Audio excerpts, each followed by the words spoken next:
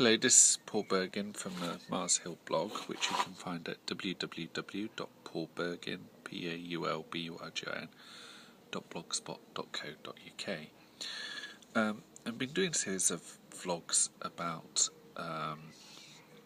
various polar expeditions and North and South Poles and near environs. I've done one on the Franklin Expedition and on the British Arctic Expedition of 1875-76. The one I'm doing this evening is about Nansen, Fridtjof Nansen's Fram Expedition from 1893 to 1896. This was daring, it was foolhardy, it was dangerous, and yet what paid off was a world record in furthest north by 3 degrees of latitude. The kind of record only beaten by Shackleton in the south. In his furthest south record he made was he broke that record with 6 degrees of latitude. So boat was built primarily to be caught with the ice and to drift. It was the way the hull was built meant it was liable to go over the ice and not be snapped and broken by the ice.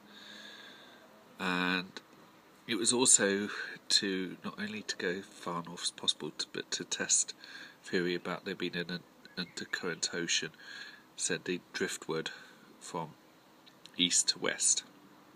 Bear in mind that the furthest they want to be north is about 400 miles from the North Pole, so there was very little knowing as to whether there was further land or what there was. This expedition lasted 3 years. Around 1895, Fram realised that the current would not take them to the North Pole, even though they were perhaps, nearly a degree of latitude further north than anyone else had been. So this is where he did the foolhardy thing. He went with Helmer Johansen, who was later on Amundsen's expedition to the South Pole, although not going further than base camp there.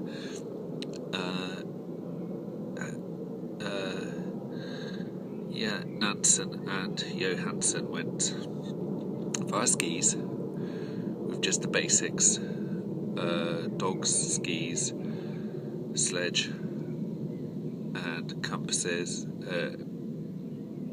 navigational tools, from the boat to try and get to the North Pole. Just the two of them. Which is just foolhardy when you think about it, But they managed to break a record in summer of 1895 of 86.14 degrees north. Breaking a record by about nearly 200 miles, I'd say. I don't know the exact measurement, but that's my guess from what I know of latitudes by mileage. They then had to go back, and it's dependent on where the current of the ice took them. This was how dangerous it was. And they ended up managing to hit Franz Josef Land, north of Russia, and overwintered in one of the caves, and then came across another expedition, a British one, the Jackson Harmsworth Expedition, in Franz Josef Land, and then they arrived back in Norway just days before the Fram did, where the current took Fram to a further degree of latitude north in Nansen's absence, but then managed to head south and to safety. It broke so many records, but it could so easily have ended up in a disaster along the lines of Franklin. But it didn't, and Nansen became a major hero, and much was learnt from it.